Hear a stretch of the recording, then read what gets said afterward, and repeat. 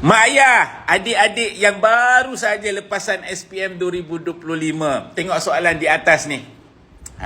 So kepada anda yang mungkin sekarang ini, tak tahulah program apa nak apply, bidang apa nak apply untuk sambung belajar lepas dapat result SPM nanti. Sebab bila kita ni tak tahu bidang apa yang sesuai untuk kita, program apa yang bagus untuk kita, terutamanya bila kita dah habis belajar, apa pekerjaan yang sesuai dengan kita, menyebabkan kadang-kadang bila kita dah habis belajar, kadang kita dapat kerja yang tak sama dengan apa yang kita belajar.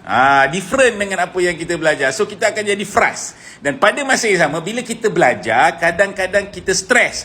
Sebab bidang tersebut menyebabkan kita dilema, confused, struggle untuk nak faham bidang yang kita ambil tu. So kepada anda, nak tak saya kongsikan kepada anda satu cara bagaimana untuk anda faham bidang yang sesuai dengan diri anda, sesuai dengan karakter anda, sesuai dengan anda punya personality. So kalau anda nak, kita boleh bantu anda untuk anda bila ready nanti, bila permohonan UPU dan UP_TVET buka, anda tahu program apa yang sesuai dengan anda. Ini adalah kepada mereka yang sekarang ini tak tahu bidang apa yang mereka perlu mohon, sebab tak tahu minat apa. So kepada anda sekiranya anda berminat, komen nak dekat ruangan komen supaya nanti saya akan umumkan kepada anda apakah program tersebut dan macam mana untuk kami bantu anda daripada karakter anda, personality diri anda, bidang yang sesuai untuk diri anda. So kalau anda nak, komen nak dekat ruangan komen.